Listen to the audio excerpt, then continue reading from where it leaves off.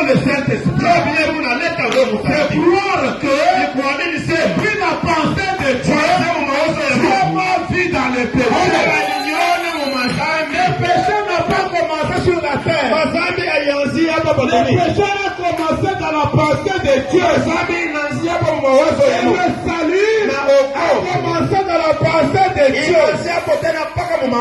Aujourd'hui, nous venons seulement exécuter ce qui a été déjà comblé. C'est ça.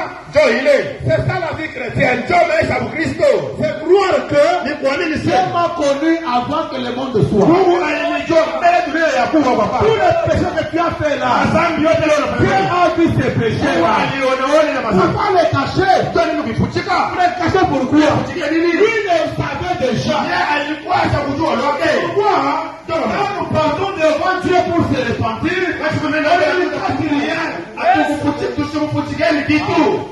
Seigneur, dans la pensée, vous savez que je devrais mentir. J'ai menti. Je regrette d'avoir menti. Je ne peux pas mentir. Je connais mon cœur. Je connais mon cœur, pas maintenant. Je connais mon cœur depuis là-bas. Dans ce moment où je me retrouve, je ne me sens pas bien. Comment il peut ton Saint-Esprit? Il a déjà prévu pour moi. Il a déjà prévu pour moi. C'est pour cela que tu as immolé Jésus.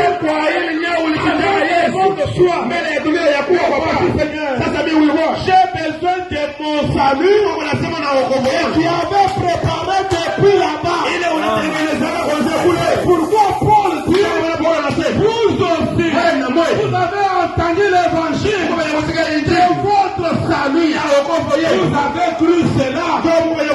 L'évangile, que tu es dans sa pensée, il vous a connu d'avant. Il vous a connu d'avant. Nous n'avons pas apparu comme ça, comme des gens qui ne viennent de nulle part non plus. Non, monsieur. Au commencement, quand Dieu a vu le péché, il avait vu ce qui arriverait.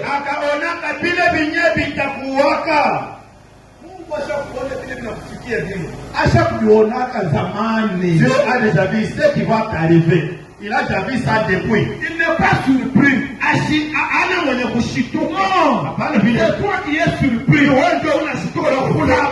Satan avait conçu le mal en lui pour suyer la terre, pour amener la corruption, pour amener la perversion.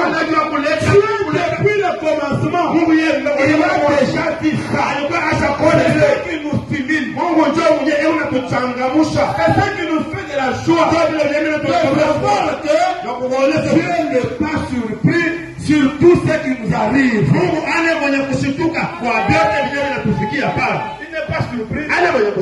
Il n'est pas surpris. Frère Branham dit, ce qui donnait à Jésus le courage d'aller à la croix et mourir, parce qu'il avait déjà vu qu'il allait ressusciter. Il avait l'assurance. Dieu lui avait montré tous les plans.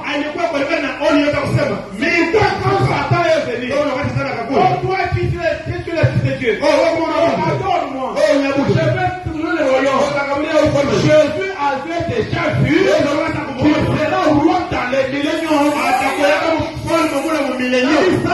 Satan, arrête de moi. Je ne peux pas t'adorer.